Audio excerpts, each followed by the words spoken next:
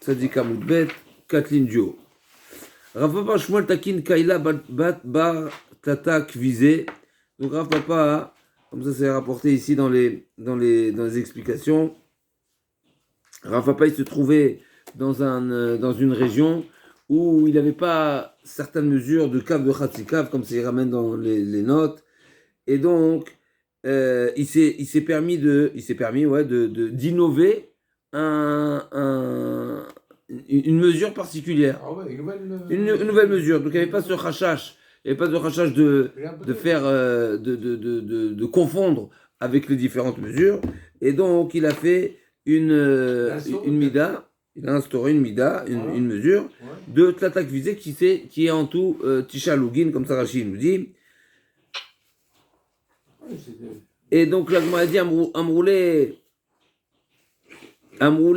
Ve'amar Shmuel en Mosifin à la midot utamishtout amarle anakaila khaltatkine. Donc c'est justement ce qu'il leur a dit. Donc il a demandé comment tu peux nous ajouter une nouvelle mesure alors que cette mesure elle est plus qu'un shtout sur les anciens. Il dit non, chez moi il n'y avait pas.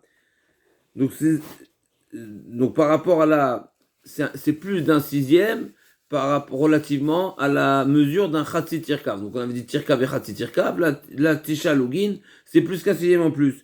Et lui il a dit, et il leur a répondu, moi, donc comme ça Rachid dit, Rashbam dit, Anna Kaila Khalta Metakinna, parce que chez nous, En Beirazot Midached et Tosefet.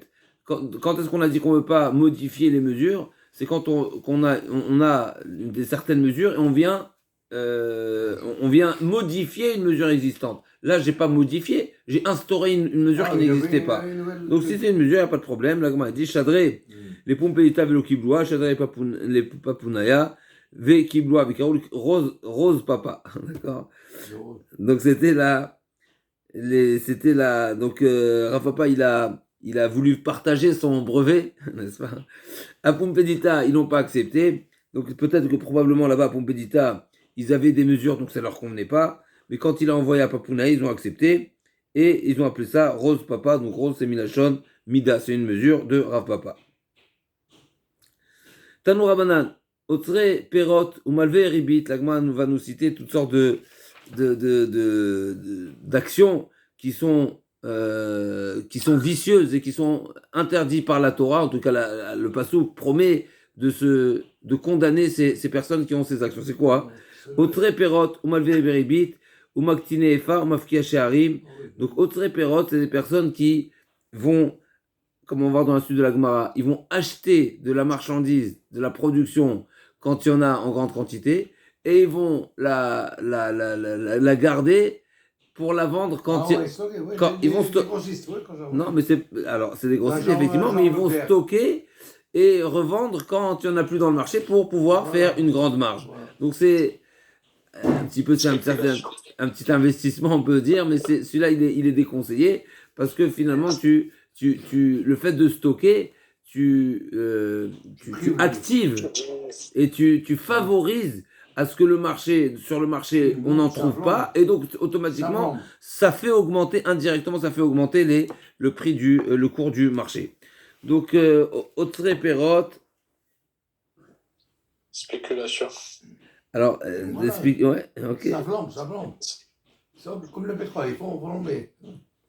Okay. Alors, là, c'est très fin parce que quelque part, on pourrait dire, il a rien fait de mal quand il a fait. Mais finalement, c'est une mauvaise démarche de stocker, même si un beau jour, bien sûr, a priori, les stocks vont s'estomper. Il y aura bien un moment où il y aura plus de marchandises. Mais a priori, c'est que ça active la pénurie et donc automatiquement le prix du marché va augmenter.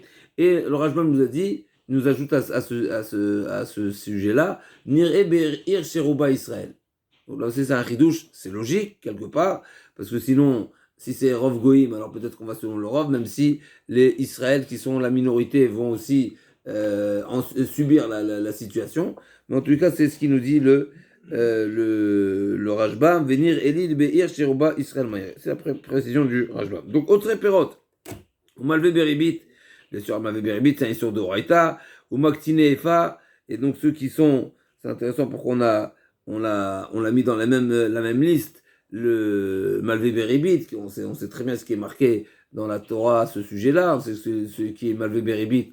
Alors, comment c'est marqué Nechassav Mitma'atim, et un grand ridouche, on avait vu il n'y a pas longtemps dans Rabbeinu Yonah. Qu'est-ce que ça veut dire qu'il va perdre sa richesse? C'est pas seulement la richesse qu'il a gagnée Beissour, qu'il a gagné Béribit, qui va la perdre, il va tout perdre. Oh. Tout perd, même le capital, même s'il a d'autres, admettons qu'il a, n'est-ce pas, il est banquier et il a une autre société qui est cachère, il va tout perdre. Tout perdre, c'est la Malvé Béribit.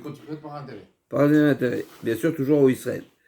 Ou Maktine Efa, donc c'est ceux qui truquent n'est-ce pas, ils volent en truquant les mesures. Maktine Efa, ouais. Ou Mafki et Sheharim, et ceux qui causent une hausse du prix du marché. Mafki et Sheharim, ils vendent au-delà du prix du marché. Allez, Makatouv Omer, les morts, Mata Yavo a Chodesh, Venashbira Shever, Ve'ashabat, Mitrechabar la Aktin Efa, ou la Gdil Sheket, donc dans tout ce pasouk-là, ce pasouk parle de tous ces gens-là. Donc, Mata Yavo a Chodesh, excusez-moi, je ne dis pas de bêtises, oui, Mata Yavo a Chodesh, donc quand le mois va passer pour qu'on sorte nos réserves, Venashbira Shever, Vea Shabbat. Ça fait allusion à quoi Shabbat? C'est pas Shabbat de la semaine, mais Shabbat c'est la Shemitah. Vivtechabar Laktin Efa, ou Lagdil Shekel, donc ça c'est les modifications, les trucages des mesures. Ou la Vet Mosne Mirma, et donc c'est trompé aussi dans les balances. Donc Alem, qu'est-ce qui est marqué à la suite de ce pasouk-là? Alors Nishba Hashem, ou Ktiv, Nishba Hashem Begon Yaakov, Imeshkach la Netzach Kol Maaseh. Je n'oublierai à jamais ce qu'ils ont fait, et bien sûr, donc c'est Akshbochou jure de les sanctionner. Ou l'Agdil Shekel. Alors l'Agdil Shekel, c'est pas trompé dans la valeur de la pièce, mais l'Agdil Shekel, comme c'est rapporté ici dans les notes, c'est Rashi dans le Navi, il explique c'est quoi l'Agdil Shekel, ça veut dire qu'ils ont multiplié leur capital, donc ils ont multiplié leur richesse, l'Agdil Shekel, ils ont multiplié leur argent par du ribit. Ah, ça intérêt. Le pasuk dans Amos nous parle de tous ceux qui ont un comportement qui sera bien sûr sanctionné avec Jvocho, à tel point que Jvocho il jure ne pas oublier de les punir. Et sur ça, on a parlé des Otsreperot. C'est quoi Otsreperot? Amar Yochanan. Otsreperot Godman, Amar Yochanan, God, Shabtai Otsreperot. Donc on avait une référence qui était de Shabtai, ni plus ni moins. Et peut-être il porte bien son nom, n'est-ce pas, parce qu'il attend le Shabbat. Et qui était Otsreperot. Donc il a emmagasiné, il stockait en début de saison, quand il y a beaucoup de marchandises, pour les revendre ensuite plus tard. À voix des Shmuel, c'est intéressant que la Gemara ne se retient pas n'est-ce pas, de publier les personnes qui étaient. Pas non, il avait a priori, on peut supposer que c'était quelqu'un qui a été prévenu et qui poursuivait son agissement qui était pas en accord avec les Chachamim, mais donc il figure dans la Gemara, c'est incroyable. Ok. À voix des Shmuel, la Gemara nous raconte l'histoire.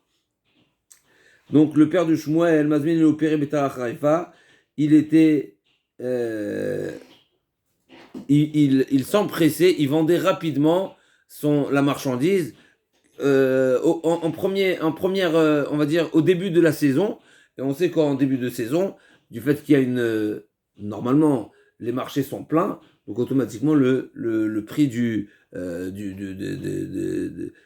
la récolte, il est relativement bas. Il y a beaucoup d'offres. Et Ketara Harfa. Et donc, il vendait au moment il vendait sa récolte, a priori, la sienne, ou celle qu'il a achetée et qu'il revend, le méchané, au début de la saison, donc au moment ce qu'on appelle au moment du Shat Goren, et il vendait au prix faible, donc. Et ça, c'est ce que faisait Avoua des Shmuel. Et Shmuel, qu'est-ce qu'il faisait? Et Shmuel Béré, Maché Lepéré, ou Masbin Betara Alpha, Ketara Harfa. Shmuel faisait quelque chose qui, a priori, on pourrait penser que c'est encore plus fort que son père. Il gardait la marchandise qu'il avait obtenue, alors encore une fois, ou la sienne ou pas la sienne, ça on ne sait pas forcément, et il la revendait en hors saison au prix de la saison forte, c'est-à-dire au prix faible. Oh. Donc Shmuel, il stockait la marchandise pour la vendre en hors saison au prix du début de la saison. C'était au prix faible. Et sur ça, qu'est-ce qu'ils lui ont dit? Les gens, ils avaient même à lui redire à Shmuel, et ils lui ont dit, ton père a fait mieux que toi. Tu fais mieux que toi. Donc il lui a dit, Shalchum etam. Alors, c'est pas les gens, c'est Shalchum etam, c'est qu'ils lui ont envoyé un message d'Eretz Israël lui disant, Tava d'Abba Medivra, ce que ton père faisait, c'était mieux que toi. Pourquoi? Maïtama Tara de Ravar Ravar. Parce que le fait de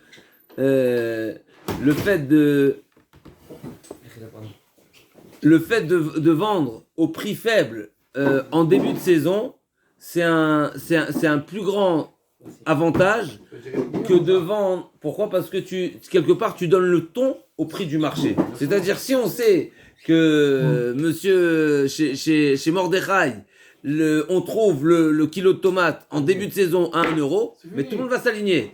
Et donc, quelque part, c'est un bénéfice, on va dire. C'est un avantage certain immédiatement.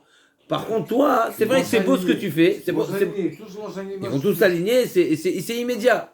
Alors toi, qu'est-ce que tu fais? Toi, Shmuel, c'est vrai que c'est beau ce que tu fais, mais en réalité, le fait que tu traînes à vendre la marchandise, donc peut-être entre-temps, il y aura un prix qui va enfler, et toi, tu n'agis pas à ce moment-là. Donc, ce que ton père fait, il est préférable de ce que tu fais. Donc, Tara des Ravar. Donc, quelque part, le père de Shmuel, il anticipait l'inflation, alors que Shmuel, il protégeait une situation déjà présente à trouver, en tous les cas, toujours au même prix. Mais il n'a pas autant anticipé que son père. Comme ça, l'Agma a dit, même si, encore une fois, d'un autre côté, ce que Shmuel fait, c'est très fort. C'est qu'il ouvre les vannes quand il n'y a plus rien. Donc, quelque part, c'est aussi quelque chose de bénéfique. Au contraire, on serait amené à dire que tout le monde, de trouver un vendeur qui a de la marchandise quand personne n'en a, eh ben ça fait encore plus plaisir que de... Eh ben, l'Agma a dit non, l'inverse. Et a priori, c'est ce que l'Agmara retient. Pardon? Est-ce que Sefat Sadik, il a qu'on a dit tout à l'heure oralement, toute la problématique de faire un Hotzar. Donc Mordechai, on reprend l'Agma nous enseigne, il est interdit d'acheter de la marchandise sur le marché quand il y a la récolte elle est abondante, et stocker la marchandise pour la revente quand il n'y aura plus de stock, quand il y aura plus quand les étalages seront vides. C'est interdit de le faire. Et sur ça, Ravi nous dit, donc on est à une vingtaine de lignes du bas, Amarav ose Adam et Kabo au tsar. Donc quand c'est sa propre récolte, il a le droit d'en faire un au tsar et donc de stocker. Et notre perot, dvarim sheshbem chay nefesh. Donc là c'est explicite dans la Braïta, qui gon yenot shmanim slatot, aval tvalin kamun pilpelin mutar. Donc déjà là aussi on voit explicitement l'interdit, c'est seulement quand c'est de première nécessité. Dès que tu parles des épices, là c'est autorisé, il n'y a pas d'interdit. Alors, juste une petite parenthèse concernant les épices. C'est un chidouche pour moi qui m'a saisi, puisque nous savons que Yom Tov, on a le droit de préparer tout ce qui est Ochel Nefesh. Jusqu'à là on est bon, ce qui est Ochel Nefesh, on a le droit. Maintenant, il y a une autre règle, tout ce que tu pouvais faire la veille de Yom Tov, tu fais la veille de Yom Tov, toutes les préparations qui sont importantes. C'est pour ça que, par exemple, moudre le blé, même celui qui n'a pas de farine, il ne pourra pas moudre. Alors, bien sûr, parce que normalement, c'est une activité qu'on a l'habitude de faire en grande quantité, donc il n'y a pas de raison de le faire Yom Tov, parce que normalement, on le fait avant. Donc, ce que tu pouvais faire avant, tu fais avant. Mais donc, qu'est-ce qui se passe avec moudre les épices? Les épices, c'est autorisé. Pourquoi c'est autorisé les épices? Même si, a priori, c'est quelque chose aussi qu'on aurait pu faire avant, parce qu'une épice fraîche, elle n'a pas le même goût qu'une épice qui est de la veille. Je dis ici, regarde comment les Chachamim sont rentrés jusqu'à cette petite finesse, là, cette autorisation d'autoriser une mélacha, parce que normalement, encore une fois, si c'est pas quelque chose qui est les tzorer, tu le fais pas. Donc la farine, tu pouvais le faire avec, tu le fais pas. Donc c'est assuré de le faire pendant Yom Tov. Là, c'est quelque chose qui a un meilleur goût, on te dit c'est autorisé. On voit combien ils étaient fins. Donc je veux dire, c'est intéressant, c'est dans cette halakha de Yom Tov, Chazak, c'est pour ça qu'on peut pâtisser. Tout ce qui est ochel nefesh, qui est frais, c'est meilleur. Mais je dis, est-ce que nous, Ça rentre pas dans le Besamarta. Oui, je suis avec toi. Ça s'appelle ochel nefesh. Oui, Joshua, je suis d'accord avec toi, c'est vrai. Mais je dis jusqu'à cette nuance-là, d'une épice de la veille et de l'épice du jour. Est-ce que tu fais la différence, toi? On achète des épices qui ont déjà des mois et des mois. Tu fais la bouchada d'hier et d'avant-hier, c'est pas Rav nous a dit, Ose Adam Kabo Otsar. Si c'est ma propre école, je dois le mettre en Otsar. Et c'est ce qui est explicite dans la Braïta. Donc dans la Braïta, on va voir deux choses. Premièrement, tout l'interdit ne concerne seulement les céréales, les fruits, etc. Mais pas les épices. Et deuxièmement, c'est seulement l'interdit ne s'applique seulement pour celui qui a acheté la marchandise au marché. Pas si c'est la sienne ou dans les mots. Pardon. Kigon, yenot, shmanim uslatot. Aussi, on pourra remarquer qu'à l'époque, ils buvaient beaucoup plus de vin que ce qu'on boit. J'en ai l'impression. En tout cas, ça faisait partie, ça accompagnait les repas. Alors, bien sûr, c'est évident. De toute façon, on le retrouve dans la halakha. C'est pour ça qu'on on fait pas le birkat kohanim après à mincha, parce que normalement, on est après manger. Donc, probablement, on a bu du vin. Donc, le kohen, il est inapte à birkat kohanim. Mais en tous les cas, on voit ici que par rapport à cette roumra, ça s'appelle chaye nefesh. Autant que l'huile et slatot, n'est-ce pas? Donc les farines. Aval tvaim kaol pilpili mutar. Ben varim amorim belokach minashuk. Aval bemachnis michelo mutar. Donc c'est explicite dans la Braïta comme Rav. Ou mutar la adam les tzor perot beret Israël gimel shanim. Il y a 3 années du cycle, on va voir tout de suite de la Shemitah, où on peut stocker, on peut engranger. Quand ça? Erev Shvit, Veshvit ou Motzei Shvit. Ces 3 années, on en a droit. Ou Bishne Batsoret, et par contre, quand c'est des années de sécheresse, alors Afilou, Kafraouvim, Olietzor, Pne, Shemachnis, Me'era Basharim, là on parle d'une autre dimension, même des Charouvim. Alors je ne sais pas combien les Charouvim étaient consommés à l'époque, est-ce que c'était une grande consommation, mais en tous les cas, même cave, essentiellement ce qu'on nous enseigne ici, c'est même une toute petite mesure de Charouvim, de Karoub, tu ne mets pas de côté parce que Machnis, Me'era Basharim, alors je ne sais pas si c'est une zgoula. Qu'est-ce qu'il nous dit Rajbam? C'est une malédiction. Quelle?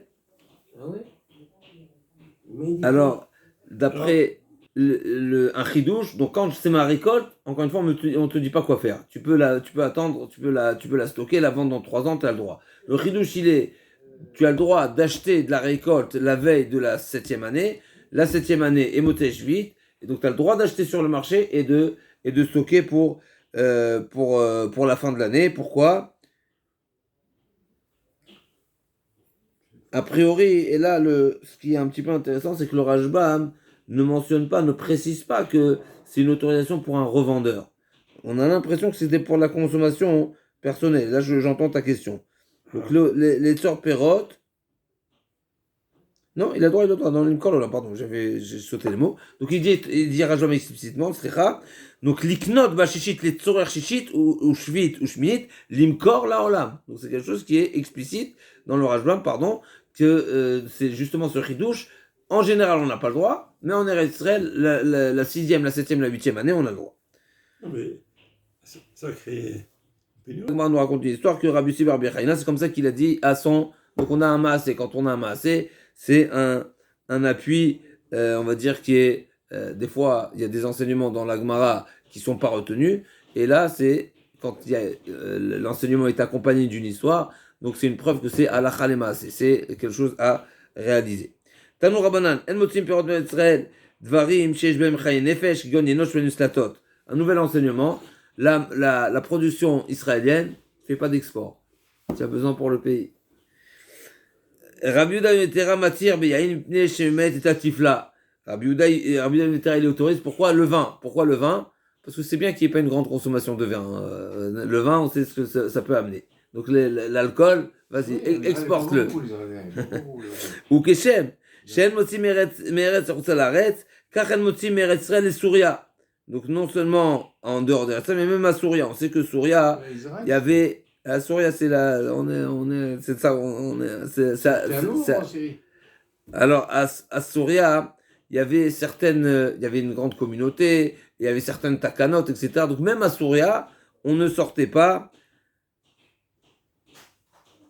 Okay, on ne sortait pas même si, encore une fois, on aurait pu penser que c'est une extension d'Eretz Israël, pas Ken, parce qu'il y a du monde. La Gemara a dit il y avait des Bnei Israël, donc il y avait des takanot particulières. Mais même à Souria, on n'exporte pas la marchandise. Et aujourd'hui, ils exportent beaucoup de vin d'Israël. La Gemara nous dit, donc même Souria, et bien sûr le rappel de cette Souria, encore une fois on a dit, il y avait certaines takanot pour Souria, et Souria, ça fait partie des alors, il y a un Tosfot sur ça, ok, mais en tous les cas, ça fait partie des régions qui ont été conquises par David Ameler. Et il y a cette fameuse Sugia, est-ce que Kibush Yachid, Shme Kibush ou pas? Donc, est-ce que ça fait partie d'intégrant d'Eretz Israël ou pas? Ça ne fait pas parce que Kibush Yachid. Là-bas, c'est une marloquette. Est-ce que il y avait une autre manière d'expliquer là-bas l'Agma? Est-ce que c'est un Kibush Yachid ou bien parce qu'il a fait les guerres avant le Binyan Bet Hamikdash, si je ne me trompe pas, avant que tout le monde soit installé et que les guerres à l'intérieur soient finies. Si je ne me trompe pas, un kibush yachid, c'est un sujet dans la Gemara là-bas. Est-ce qu'un kibush yachid, donc une guerre, même si c'est par le roi, là aussi c'est une question, est-ce que ça s'appelle kibush yachid ou pas, mais en tout cas, c'est une grande souga.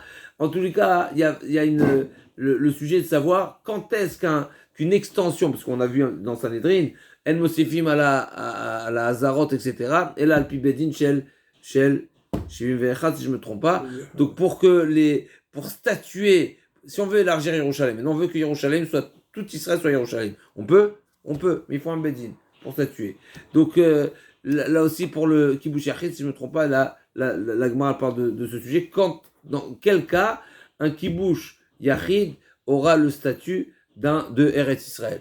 Pour David Ameler, c'est discuté pourquoi c'était pas de Eretz Israël. Mais en tout cas, c'était pas Eretz Israël, même s'il y avait certains takanot. Alors, la Gemara continue, Verabi Matir, Meifrachia, les Rabbi Yehudanassi, donc autorise de vendre de Eretz Israël à le premier quartier, on va dire, la première région de Souria qui est vraiment mitoyen, proche. Talmud Rabbanan, En Mistakrim B'Eretz Israël B'Zram Shesh B'Hem Chayin Nefesh Gonim Shmanim Uslatot. On ne fait pas En Mistakrim, donc ça veut dire que à nouveau, on est toujours d'après le Rajor, on est toujours dans cette même enseignement. Tu fais pas un bénéfice sur le dos de la nation, De tes frères. mais encore une fois, comme nous avons dit, c'est-à-dire qu'il va acheter du stock, attendre, etc., et revendre donc acheter et revendre pour faire un bénéfice. Donc c'est rajouter des marges finalement, n'est-ce pas? C'est les produits de base. Les produits de base. Donc, donc là on parle de Eretz Israël, donc c'est particulier. Tout à l'heure, quand on parlait de Haut-Tsar, ne pas faire de Haut-Tsar, c'était pas forcément en Eretz Israël, comme Rashbam nous disait, on peut parler des villes où il y a un Rov Israël, mais pas d'Afka en Eretz Israël. Là on parle d'une Acha en Eretz Israël.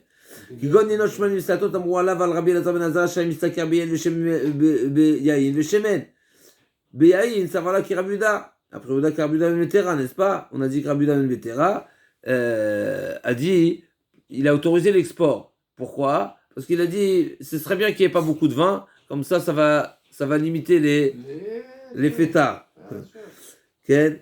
Et donc c'est pour ça qu'il a Rabbi Eliezer ben Azaria. Donc on sait que Rabbi Eliezer ben Azaria était très riche et son business, il était à partir du vin. Pourquoi à partir du vin? Pourquoi il s'est permis de faire des marges sur le vin? Réponse, comme Rabbi Ben Betera, le vin, c'est vrai que c'est une nécessité, mais on ne craint pas, en tout cas on ne prend pas en considération c'est pas un risque problématique qu'il y ait une inflation du vin, parce que ça va limiter, il y a aussi le bienfait qui pourrait limiter les excédents, les extras. Ok. Donc, Beyaïn Savarla qui Rabbi Vetera, Beshemen Batr Rabbi Zer Ben Azar, Shricha Mishra. Là aussi, c'est une réponse à ce que vous avez posé comme question. Donc, il y avait de l'huile. Donc, le fait ça autorise et ça permet de faire des marges sur l'huile parce qu'il y en avait en quantité. Donc, c'est pour revenir à la question aujourd'hui de l'export. Effectivement, au Hachem, je ne pense pas qu'on manque aujourd'hui de l'Otersar, Kolpa, c'est marqué en Israël, il ne manque de rien. Et comme Daniel aussi a dit, il y a aussi l'import. Donc on est bien servi.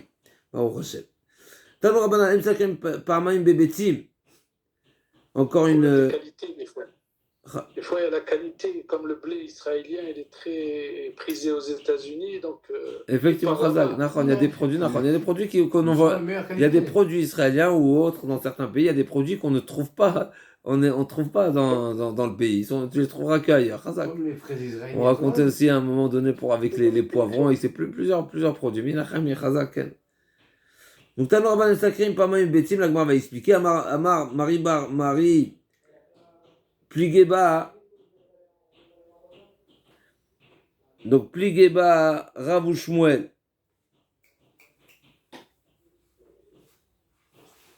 Il y a deux versions ici. Est-ce que c'est Marie Bar Marie ou Marie Bar Mar? En tous les cas, donc en tout cas, Pligeba, Rav Shmuel, Khadamar, Al Khatre. Donc c'est quoi? Ça veut dire quoi? El mistakrim pamaim bebetim. Ça veut dire que tu vends pas au double. Vechadamar, tagar et tagra. C'est pas question du volume du bénéfice, mais c'est de revendre. Même de passer donc on appelle ça d'un commerçant à l'autre. Ça veut dire qu'il y a on appelle ça des intermédiaires. Ok, c'est déjà une revente sur une revente, donc il y a deux fois un bénéfice. Et donc on ne parle pas forcément de combien il y a de gains, mais c'est en deux fois automatiquement de vendre à une personne qui va revendre à un revendeur. Automatiquement, c'est qu'il y a une marge qui va être supplémentaire qu'on aurait pu éviter. Tanora banan, matrim al pragmatia va filou be Shabbat. On a le droit de prier Shabbat. On sait que Shabbat, on ne prie pas pour les besoins personnels. Donc tout ce qui touche à notre bien-être, même la chokhma, atachonen adamda, on ne prie pas Shabbat, comme on l'a mentionné, c'est un chidouche terrible. Pourquoi? Parce que de prier pour quelque chose qui est d'un besoin physique, matériel, eh ben ça pourrait amener la personne à éveiller une tristesse, et Shabbat on évite la tristesse. Maintenant, quand c'est un problème qui concerne toute la communauté, toute la ville, toute la région, alors là on a le droit, comme ici pour la pragmatia, matriim, donc on a le droit de prier Shabbat sur la marchandise. Alors, pragmatia, alors il m'a dit c'est un composé de parek et matia. Parek c'est décharger et matia c'est apporter. Donc c'est l'import-export. L'import-export, pragmatia.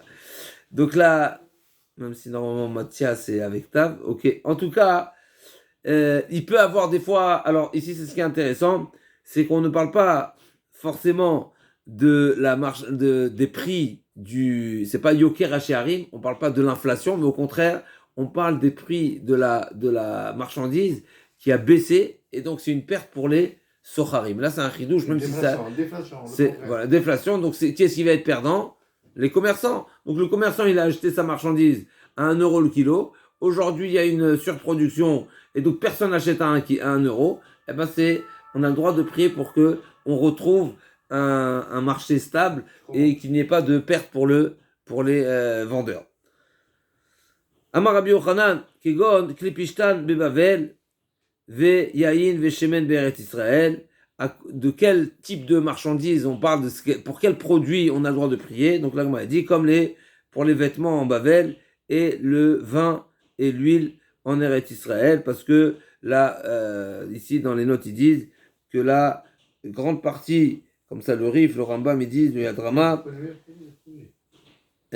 disent que le grand marché était de ces produits-là. Amar Rav Yosef, Veu Dezal Vekam Asara Beshita, ça veut dire c'est quoi une déflation? Kam Asara Beshita. Donc ce qui valait 10 est vendu à 6. Donc c'est pas que ça a perdu 10%, mais c'est 40%. 40% net de déflation. Là c'est une perte considérable. Perte sèche, mais encore une fois, c'est très, très important, n'est-ce pas?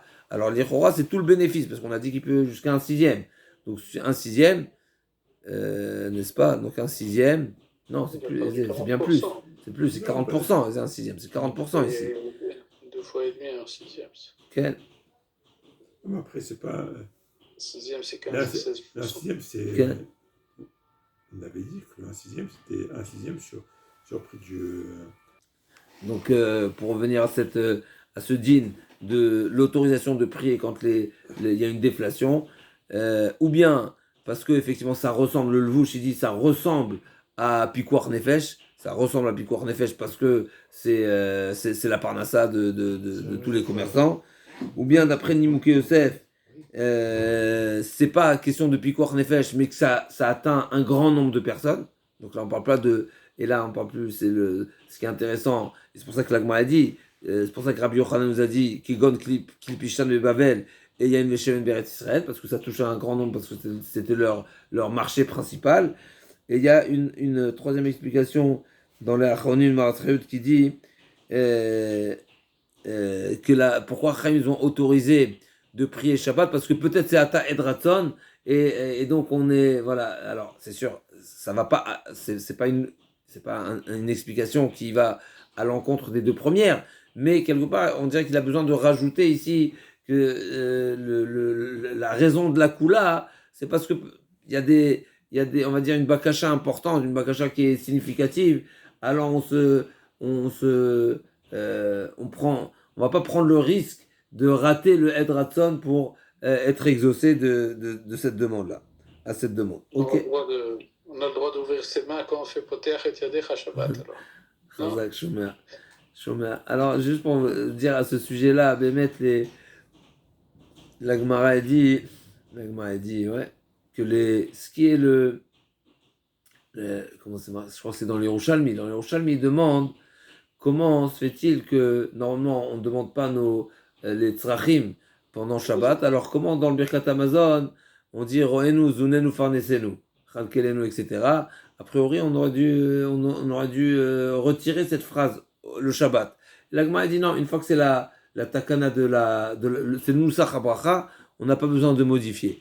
Les rois, d'après cette logique, effectivement, tout ce qui est l'habitude, voilà, Poter et Yadecha, c'est pas plus que Roenu, Zunenu, Farnesenu.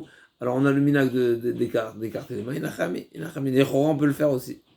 À moins de dire qu'il y a une différence entre Nusach HaBracha, c'est sûr qu'il y a une différence. Mais je dis qu'il y a peut-être une logique qui se rapproche. C'est pas personnel. Si les Chol Hayratson. Alors, Chazak, c'est une bonne chéla. On a déjà fait cette remarque. Anilo Yodea, effectivement. C'est pas ce qui est mentionné comme réponse, parce que toutes les tfilotes, elles sont pas personnelles. Toutes les tfilotes sont au pluriel. Ashivenu Avinu et Toratecha, c'est l'Achlanu, Refaenu, tout est au pluriel. Et malgré tout, Chaim, ils ont dit ne pas le mentionner pendant Shabbat. Mais il y a cette notion de Tfila al-Rabim, elle est. Quand ça touche le Rabim, c'est différent. On l'a trouvé dans certaines sougiotes, effectivement. On a parlé de Eretz Israël, donc on parle d'un autre sujet. Alors c'est toujours le même sujet parce qu'on parle de Yoker HaShe'arim, on parle de l'inflation.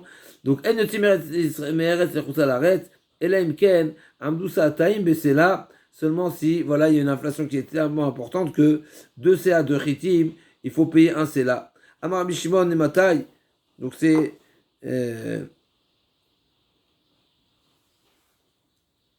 ken sa'ataim besela.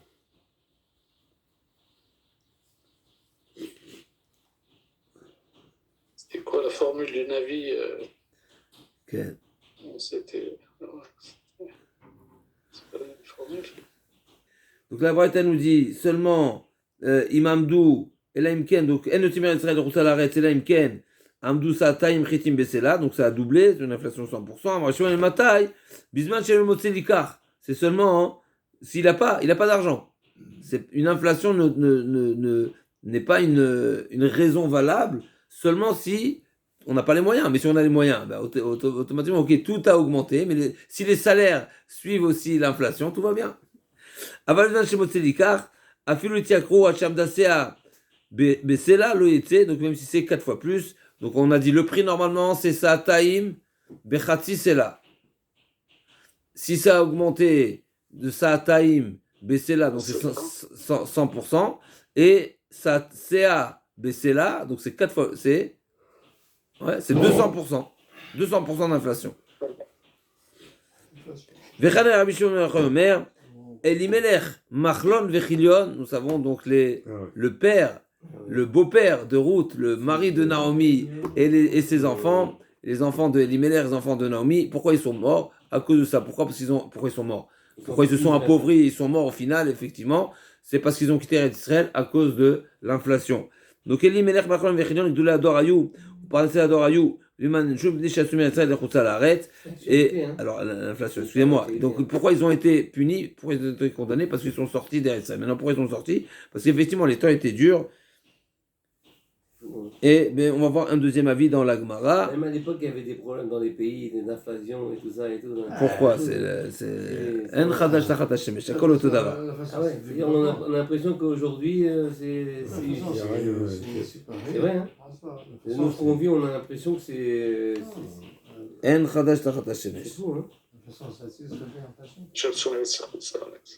Donc Assour, mais l'Agma nous précise qu'ils étaient parnassés à Tzibour, donc ils avaient une responsabilité. C'est pas n'importe qui. Ils étaient Gdolé Ador, comme l'Agma a dit encore une fois, parnassés Gdolé Ador Ayou ou parnassés Ador Ayou. Donc c'était des personnalités qui avaient une responsabilité. Ils sont sortis d'Israël, mais encore une fois, on a l'impression que c'est les deux à la fois. On va voir une deuxième explication dans l'Agma, une deuxième avis, mais en tous les cas, l'Agma nous précise deux choses. Gdolé Ador et parnassés Ador. D'après certains, d'après le Ken. Comme ça, le Ben Yoyada, il dit Gdolé Ador, donc c'est Gadol dans le Mammon, et Parnassé Ador, l'inverse, n'est-ce pas? C'est la Chokhma. Comment c'est marqué Parnass à la Tzibour, c'est pas le Parnassa, c'est l'inverse. Parnass, c'est comme quand on parle de Moshe Rabbeinu qui était Parnass à la Tzibour, etc. Ça veut dire ce qui dirige Bédéot. Ok, en tout cas, c'est les deux. Ce qui est certain, c'est c'était des personnalités. Et c'est pour ça que ça leur a coûté cher. Chez Neymar, Vatem Kolei Rane Vatomana Azot Naomi, Maya Azot Naomi, Amar Mitzra, Kamrou, Chazitem Naomi, Sheatam Eretza Lechutz Laaretz Ma'altala. Donc c'est ce qui est, encore une fois, c'est un remède, bien sûr, on ne voit pas grand chose dans ce passouk, mais en tous les cas, Azot Naomi, ça fait allusion, c'est elle Naomi, c'est-à-dire elle Naomi, celle qui était là. Donc elle était là, ça sous-entend que finalement elle a quitté, et c'est parce qu'elle a quitté qu'elle a perdu toutes ses. Alors c'est intéressant parce que c'est Naomi le sujet, alors que c'est pas Naomi qui a été punie, c'est son mari et ses enfants. Ok, peut-être que. Elle a été punie quand même, c'est parce que il y a marqué ses enfants et perd son mari, c'est. Hein? Elle a été punie quand même. Alors Khazak, c'est marqué que met el alishto. Mais là on est en train on parle de la condamnation de Elimelech Machlon Nechilion. On parle pas de la femme. Mais probablement la femme elle a aussi son mot à dire. En tout cas, c'est marqué que la femme, elle a des grandes capacités, comme c'est marqué Chormat Nashim Bantabeta, Ivelet Tearsena, Beada Tearsena. Et plus que c'est aussi une autre halakha, c'est fait, même malgré que la femme est censée suivre le mari, mais Akol Ma'alin Yerushalayim ven Akol Yotzim Yerushalayim. Si le mari veut monter, si la femme veut monter, et le mari ne veut pas, eh ben la femme peut monter. Et l'inverse, si le mari veut descendre et la femme ne veut pas sortir d'Israël, eh ben la femme peut rester. Donc peut-être que, et sous-entendu aussi la responsabilité de Naomi sur deux plans. Un, elle aurait peut-être pu convaincre son mari. Deux, même si son mari est parti, peut-être il n'aurait pas dû partir. Mais en tout cas, c'est un petit peu ridouche parce qu'encore une fois, ici, la Gemara n'accuse pas Naomi. La Gemara, juste avant, elle a dit Elimelech et ont été condamnés parce qu'ils sont sortis. Donc Naomi, c'est pas le sujet. Et d'où est la source de laquelle on apprend que la raison de la mort de Elimelech c'est parce qu'ils sont sortis? Azot Naomi. Comme si Naomi ici ressurgit, on dirait qu'on la met on la rend responsable. Ok, de toute façon c'est un remède. Amarabitra Kamou Chezitem de Naomi Sheata Me'eret Laaretz Ma'altala. Donc encore une fois, il y a ça peut être complémentaire, mais je dis simplement, c'est une remarque intéressante. La Gemara démarre par accuser et par expliquer la raison de la mort de Marlon Yechel, donc on a l'impression que c'est une punition qui les concerne à eux. Et d'un autre côté, le passage qui dit, on a l'impression que la mort de cet homme, c'est une punition pour Naomi. Alors c'est sûr, tout était lié, parce que mon Dieu n'est-ce pas, c'est marqué à Surtani Paolo, Gichoda Chavishpat, El Munaven Avel, ça dit quoi à Surtani Paolo? C'est-à-dire même quand une personne mérite une punition, je reprends en considération toutes les répercussions et toutes les conséquences de la punition de l'un, qu'est-ce qu'il y aura comme conséquence sur l'autre. Et si l'autre ne mérite pas cette conséquence, eh ben, le premier ne sera pas puni, même s'il mérite la punition. Donc, probablement, c'est ça le sens de l'agma, mais ça reste quand même intéressant que l'agma aurait dû démarrer. Pourquoi Naomi elle a perdu son mari et ses enfants? Parce qu'elle est sortie d'Eretz Israël. C'est pas ce que l'agma a dit. Il dit pourquoi ils sont morts. Mais c'est pas contradiction, mais c'est une remarque. Mamar Mitzrak. Le même jour où Ruth elle est revenue, donc là encore une fois on passe de sujet. Le sujet c'est plus Naomi, c'est Ruth parce que c'est Ruth qui va se marier ensuite avec Boaz. Le jour même où Ruth est revenue en Eretz Israël, et ben ce jour-là, Boaz a perdu sa femme. Et c'est l'expression Vainu d'Amrin, c'est ce que les gens disent. Adelo Shachrive Shechva Kaima Amanu Baite. Avant même qu'une personne perde son comment on appelle ça, son gérant ou son ok, eh ben il y a déjà le successeur qui est déjà prévu et qui est Uba Shemesh Vizarach Shemesh, comme ça c'est marqué l'Agma a dit. C'est intéressant pourquoi l'Agma ne dit pas ce pasouk. C'est marqué, l'Agma a dit pour tous les Tanaïm et les Amoraïm qui se sont succédés. Et le jour de la mort de l'un, eh ben il y a un autre l'Agma je l'ai pas en tête, l'Agma nous rappelle la naissance du Rav qui a ensuite succédé. Okay. C'est intéressant pourquoi l'Agma n'a pas amené ce pasouk. Ok. Je vais voir si j'ai une note. On continue. Donc l'Agma a dit donc avant que le mort soit décédé, il est déjà prêt son successeur, le gérant, l'intendant est déjà prêt. Amarav Baravuna, Amarav Evtzan, donc qui est mentionné dans le Passouk, Zeboaz, donc il était dans Shoftim, donc c'est lui le Boaz, c'est le même personnage, qui était un chauffette. Okay. Donc c'était un juge, il est dans Shoftim, on l'a déjà trouvé. Et Maïka Mashman, Kidar Baravuna, Amarav, donc il a fait 120 festins chez Neymar. Vaïhilo, Shloshim Banim, ou Shloshim Banot. Il marqué dans le Amar. Ouais, il a fait 120 festins. Vaïhilo, Shloshim Banim, Shloshim Banot. Shilach Achutza, Shloshim Banot Evi. Donc Vaïhilo, Shloshim Banim, ou Shloshim Banot, Shilach Achutza, Shloshim Banot Evi Levanav, Minachutz. Vaishpot et Israël Sheva Shamim. Donc il était chauffette pendant 7 ans. Donc encore une fois, il avait, combien on a dit, il avait 60 enfants et il avait 30 garçons et 30 filles. Et les filles, il les a Shilach Achutza, donc ils ont quitté. Et Shloshim Banot Evi Levanav, il a importé, c'est Ken, il a pris des Ken. Donc la fille, il les a mariées, donc ils vont rejoindre la maison du mari. Et les femmes qu'il a pris pour Ken, Krou, Nashim Livnechem, c'est marqué. Donc il a fait Ubechol Achat Ve'achat. Ça, je t'ai michté. Il fait 120 michtés. C'est parce qu'il a fait des... כן, בכל אחת עשה 2 משתאות. אחד בבית אביו ואחד בבית חמיו. Comment on arrive encore une fois? L'Agma a dit qu'il a fait... Il avait 60 mariages. Ouais. 60 mariages, et sur chaque mariage, il a fait 60 fois 2. 2 festins. Mais avec Ken Chazak. Donc pour chacun des enfants, il a fait deux festins, Chazak Obaor. Donc il y a 60 enfants, 60 mariages, Chazak Obaor. Pour chacun, il a fait 2 festins, donc 120, Chazak Obaor. J'ai perdu le Ken. Et Khaled et Khadkhamir. Ubikulan, pardon? Quel intérêt, normalement, quand on marie un enfant, on fait une fête, on fait pas des fêtes. Il y a les fiançailles, normalement, les fiançailles, c'est chez le. Kiddushin et Kiddushin. Mais aujourd'hui, comment ça se passe quand il y a un mariage? Il y a le mariage normalement le mariage, c'est à l'endroit où habite la fille, et donc il faut faire le Shabbat Ratan, où il y a le aîné, où il y a les fiançailles, on fait chez le. On fait aussi beaucoup de choses. Il y a la demande, il y a les fiançailles, il y a le aîné, il y a le Shabbat Ratan, il en a fait 2 seulement. Mais en tous les cas, c'est quoi l'histoire?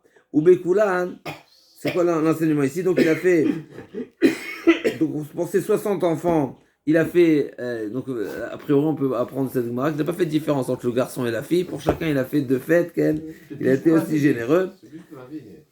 En général, plus que la vie. Et Bémet, donc Rachid, c'est Rajbam qui dit, c'est pas qu'il a fait 2 fois le mariage bien sûr, mais il a fait les fiançailles et le mariage. Alors à l'époque, encore une fois, les fiançailles et le mariage, ils étaient en 2 temps, et les 2 c'était des Seudat Mitzvah, parce que les Hiroussines, c'est le vrai mariage, et le Nisuin, c'est la Seudat Mitzvah, c'est la Simchat Ratan Vekala. Ok. Et Rajbam nous dit, malgré les 7 jours de festivité, on considère ça un seul. Donc peut-être c'était le même volume. C'est-à-dire les Sheva Brachot, ils étaient aussi importants que le mariage. Ok. En tout cas, c'est comme ça Rajbam il dit. Donc, mais bien sûr, il a fait aussi les Sheva Brachot, ça c'est sûr. Mais en tout cas, donc il a fait 120. Ubekula nous imène et manoir. Amar. D'accord, donc il a, malgré tout, pendant cette. Donc Boaz, qui était un chauffeur, encore une fois, on revient. Boaz, il avait 60 enfants, c'est lui qui leur a fait les 120 festins. Et il n'avait pas invité Manoir. Si Manoir, c'est le père de Shimshon. Okay. Pourquoi? Parce que il n'était pas. Pourquoi? Est-ce que c'était par méchanceté? Au contraire, c'est parce que Manoir n'avait pas d'enfant. Et donc c'est Hashuma. Amar, Ve'amar, Kudna Akara, Bemai Parali. Alors à l'époque, comme ça l'Agma a dit à l'époque, quand on invitait, alors c'est pas, a priori c'est pas aussi positif que ça, mais à l'époque quand on était invité à un mariage, et ben tous ceux qui ont été invités, qui ont participé au mariage, ils s'engagent à rendre à leur tour quand ils auront des simchas. C'est ce qu'on appelle les comment l'Agma a dit ça dans Ktuvot. C'est donnant. Donc je t'ai invité, tu m'invites, et Manoir qui n'avait pas d'enfant. Donc si j'invite Manoir au mariage, voilà. Donc celui il est stérile, il y aura pas de retour. Alors Bémet c'est Pélé, comment est possible que c'est la question du marcha. Attention. Pardon? Ça veut dire je lui donne pas l'occasion de pouvoir m'inviter, je lui fais du mal.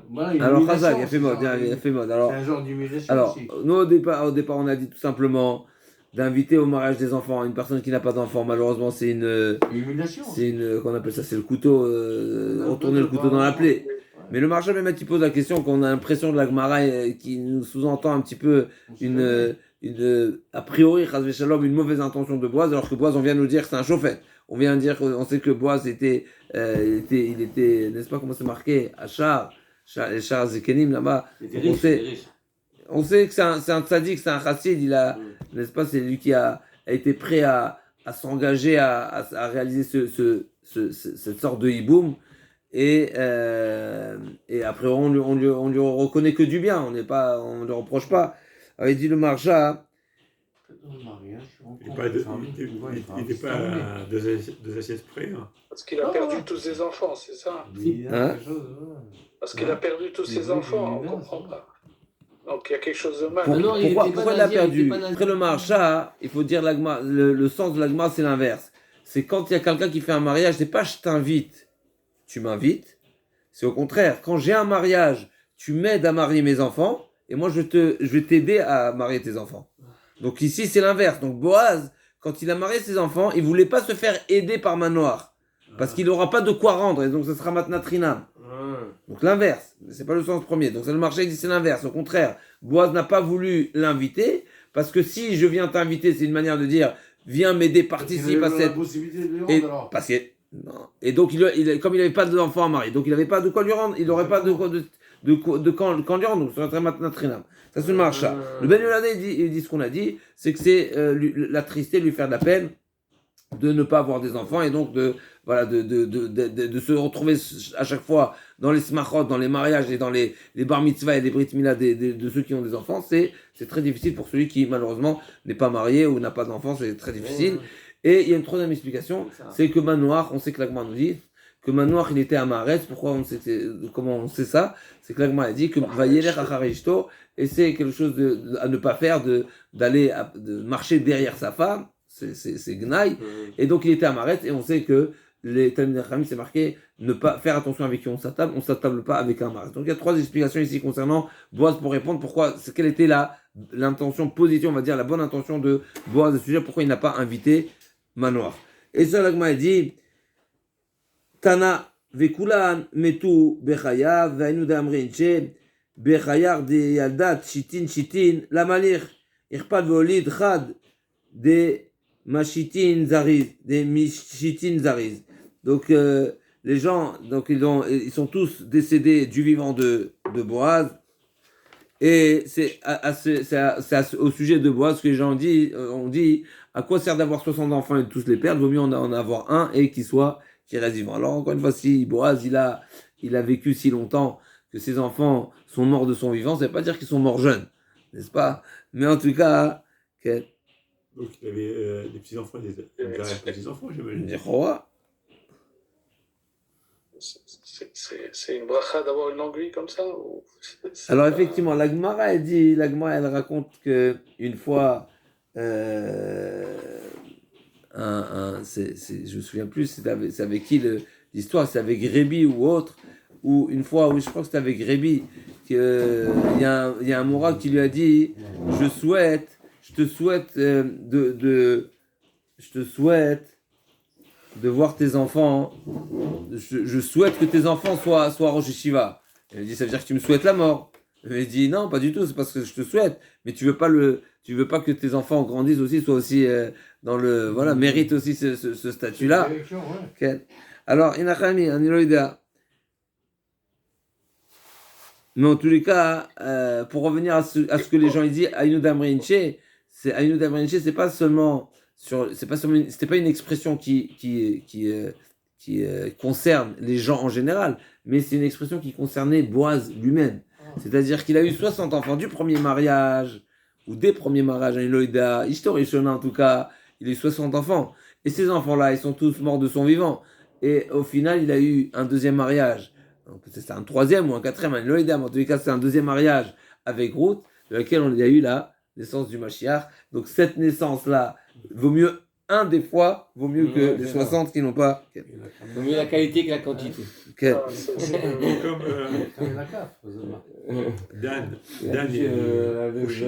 Donc là, nous dit Siman Melech Abraham et Sachanim Shivtar Mitnasel Levado. Amar Hanan Bar Rava Amar Aveli Melech Rishamon Ploni Almoni Ve'avi Naomi Kulan Ben Arshon Ben Aminadab. Donc il y en a un auquel on n'a pas son nom. Donc Elimelech Salmon. Donc lui il est Salmon, mais dans le Megillat Rosa, oui. Shnia, on ne dit pas de bêtises. Donc Salmon, c'est le père de Boaz, pas comme c'est marqué dans le Passouk, Ve Salmon Olid et Boaz. Quand on a avant de Ken, à la fin de route là-bas, c'est rapporté toutes les comment on appelle ça, la généalogie, Chazak Baruch. Et c'est intéressant, ok. Donc Elimelech, Salmon, Ploni Almoni, c'est celui qui était à qui Boaz a proposé de faire le fameux hiboum avec Ruth, mais il a dit qu'il n'était pas capable. La Torah ne mentionne pas son nom. Ploni Almoni, est-ce que son nom pas Ploni? Donc c'était le Shem Goël. Hein? Même dans la liste à la fin, on ne voit pas Ploni Almoni, non? Alors, Salman Olid était. Alors c'est pas forcément son frère. Alors c'est pas forcément peut-être il vient c'est un cousin. C'était un proche, on ne sait pas exactement comment il était proche. Donc Yenachem, on n'a pas parlé de quel? J'entends. Non, mais c'est écrit là-bas, Kulam Ben Arshon. Alors, oui, mais voilà, donc on n'a pas parlé de on a parlé de, voilà, donc c'est un oncle, Chazak Obaor, donc c'est un oncle, Chazak Obaor. Donc on a parlé seulement de la lignée de Boaz. Donc Elimelech et Boaz sont Elimelech c'était l'oncle de Boaz. Ok. Elimelech, Salmon, le père de Boaz, Ploni Almoni, Vavi Naomi, Kulan ben Arshon. Donc Elimelech et Naomi, c'était des cousins. Cousins germains. Ils avaient quel Kulan Arshon ben Nadav. Maïka Mashwanan, Shafilu Mishesh le Srut Avot, énorme, Dedlo Beshash Yotze Meretz Echutza Laretz.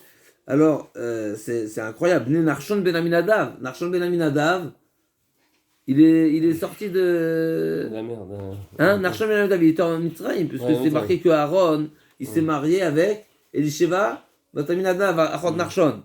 Donc on est Bien avant. d'accord. Et là, c'est les enfants de Narshon ben Aminadav. Et on est combien d'années après? N'est-ce pas, les Shoftim, donc les choix Shoftim, c'est... d'accord, donc il a vécu longtemps, ou il a eu... C'est les enfants de Narshon, c'est incroyable. 300, 400. C'est pour ça, c'est comme ça qu'on arrive à... Non, alors, Boaz,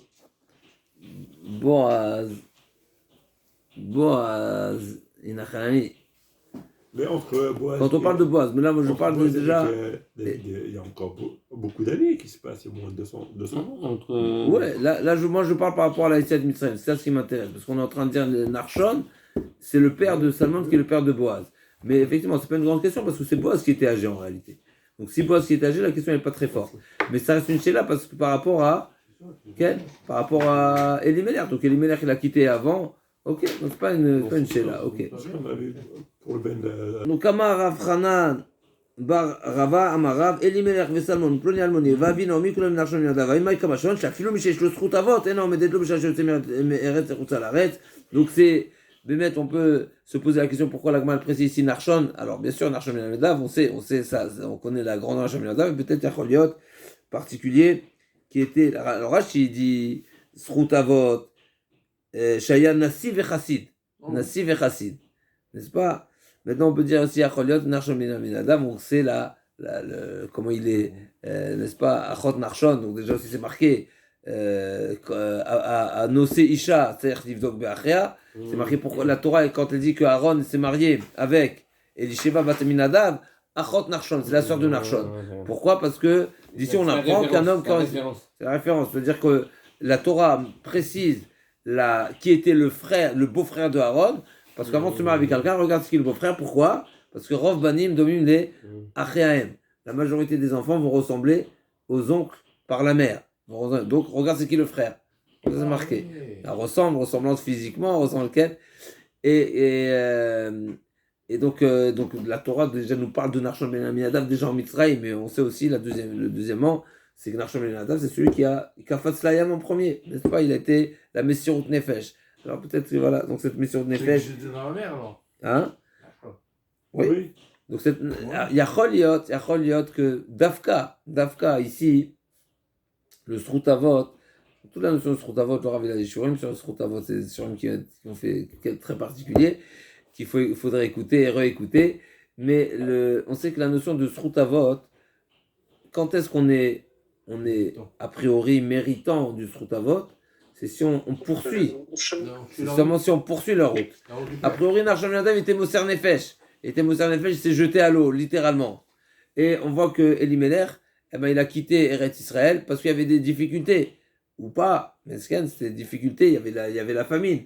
Donc au lieu de rester et d'être Moser Nefesh pour le Tzibour, parce qu'ils étaient Gdolador, par le Séador, il a quitté. Il n'a pas été Moser Nefesh, donc il n'y a pas le Srout. Mais c'est pas ce que la Gemara a dit. La Gemara a dit, même Sroutavot, donc les rois, il avait raison de Sroutavot, et malgré tout, il n'a pas été épargné quand il est sorti d'Eretz Israël.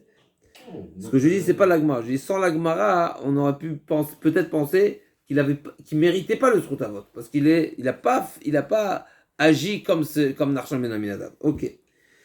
Donc ça, c'est Vamar Avrana Barava Amarav, Imede Avraham, Amtalaibat Karnevo, Imede Aman, Amtalaibat Orvati, Vestimaner Tametame Taotaor.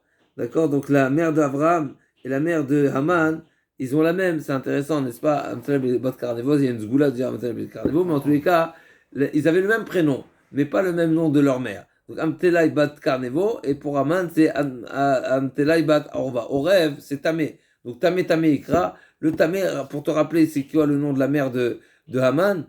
Rappelle-toi que le nom de sa grand-mère, il est Orev. Alors que... c'est un corbeau aussi. Au rêve, donc c'est tamé. Tamé, Alors que la mère de Avraham Avinu, c'est un tel bat carnevo. Alors il dit Rachid, c'est quoi carnevo? C'est karim. Karim, c'est les troupeaux, les petits bétails qui sont de bêtes théories.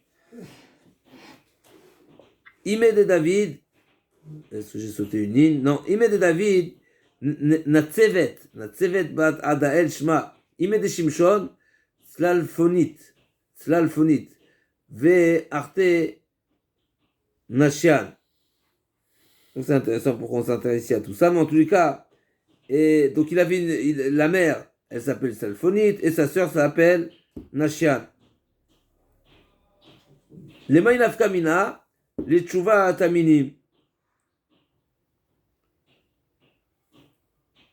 La Gemara a dit, pourquoi tu as besoin de m'enseigner ici quelle est l'importance de me rappeler et de m'informer le nom de toutes ces femmes-là? Réponse, parce que Tchouva Taminim, Rajbam dit, parce que les minimes posent cette question d'Afka. Ils s'intéressent à ces femmes d'Afka. Alors, c'est intéressant pourquoi on parle des minimes. Est-ce que c'est quoi qu'est-ce qu'ils avaient les minimes? Peut-être parce que pourquoi ils posaient la question d'Afka sur ces femmes-là? Ça, c'est une bonne question. Mais en tous les cas, ils se demandent d'où il est venu Avraham Avinu, n'est-ce pas? C'est qui sa mère? Est-ce que sa mère elle était connue? Elle n'est pas connue. Peut-être il vient peut-être c'était un voilà. Et pareil pour Aman qui a peut-être une certaine réussite. Est-ce que lui-même il vient pas de nulle part? Et Shimshon, hein? Shimshon, c'est quoi Shimshon? Il y a un problème avec Shimshon, il était particulièrement fort. N'est-ce pas? C'est marqué que, donc quelque part on se pose la question, d'où il vient celui-là? On est bon ou pas? Ok. Les maïnaf kaminet shuvat aminu v'amar v'chana barava marav esa shanim nechbash Avraham Avinu shalosh bekuta v'sheva bekardu.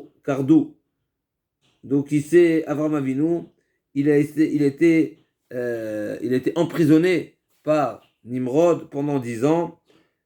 Et sa première explication, c'est par Nimrod, parce que les astrologues disaient à Nimrod qu'il y a une Zarar Kochav Miakov, n'est-ce pas? Il y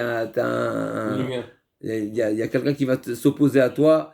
Et donc, quand Avraham Avinu il est né, ils ont dit voilà, c'est lui. Donc, il a voulu l'emprisonner, il a voulu même le tuer. Et il a même demandé à Terach de le tuer. Et Terach lui a donné le fils de sa servante. L'histoire. Et donc, il y a deux pshatim. D'après un pshat, c'est Nimrod qui a emprisonné Avraham Avinu. Et d'après un autre pshat, c'est Terach, son père, qui l'a emprisonné. Alors, pourquoi il l'a emprisonné? C'est qu'il a caché. C'est qu'il a caché son fils. Et donc, il a fait croire que c'était Avraham qu'on a tué, alors que c'était le fils de esclave. Le Rajbam dit une autre explication. Alors, ça, c'est pas ce que le Rajbam ne dit pas pourquoi. C'est pas que Terach l'a caché, mais Terach l'a emprisonné Avraham, parce qu'il a cassé ses idoles. Donc, on a plusieurs pshatim. Il a été Moser son fils aussi, parce que comme il a cassé, il a livré à Nimrod, non? Peut-être. Il n'a pas été Moser son fils, qu'en fait il a cassé ses idoles. Alors, d'après ce que le Rajbam nous dit ici, c'est qu'il est emprisonné, pas donné à Nimrod. Ah, d'accord. Après, il a quand même livré à Nimrod. Alors, c'est des midrashim, il y a plusieurs midrashim. Ben oui, comment il a fini d'après Inachlam, la page toute, si au final Nimrod l'a trouvé, alors ou bien c'est Nimrod qui l'a emprisonné, donc il lui a été livré depuis le départ, ou bien après il lui a donné, effectivement, Chazak. À l'époque, peut-être c'était courant qu'ils sacrifiaient leurs enfants. C'est pas ça le sujet. C'est juste aussi ça s'appelle Moller. D'après une des explications, on avait vu dans Sanhedrin, une des explications, est-ce que, non, Gamma Vir Beno Baesh, Kosem Ksem et Moller, et c'est quoi Moller, et c'est quoi Maver Beno Bito Baesh? Effectivement, il y a deux Avodot Zarot, ou bien passer entre le feu, ou bien mettre le sacrifice. Il y avait deux. Okay. Juste encore une petite ligne. Quelques petites lignes. V'amar v'achanama amar barava amara v'sashanim nachashbash shalosh bekuta v'shal bekadru v'ravdim minardem matni ifra amar afrizda ivra zira de chuta zeu urkazim. Donc cet endroit-là, c'est là-bas où c'était ivra zira de kuta, c'est là-bas urkazim. Donc ani Hashem le kirash osrami urkazim, c'est là-bas où c'est pendant des semaines ou des mois, même si je ne me trompe pas, le Midrash dit qu'ils ont amassé du bois pour faire ce grand feu pour brûler Avram Avinu en pleine place publique. Barava Amarav, Otem Shiftar Avram Avinu min olam, Amdu kol gdul olam beshura, ve'amru oilo l'olam she'abad karbanita, she'abad manigo, ve'oila lesula she'abad karbanita. Donc malheur au monde qui a perdu son dirigeant, malheur au bateau qui a perdu son, qu'on appelle ça le karbanite, le capitaine, comment il s'appelle? Capitaine du bateau. Ok.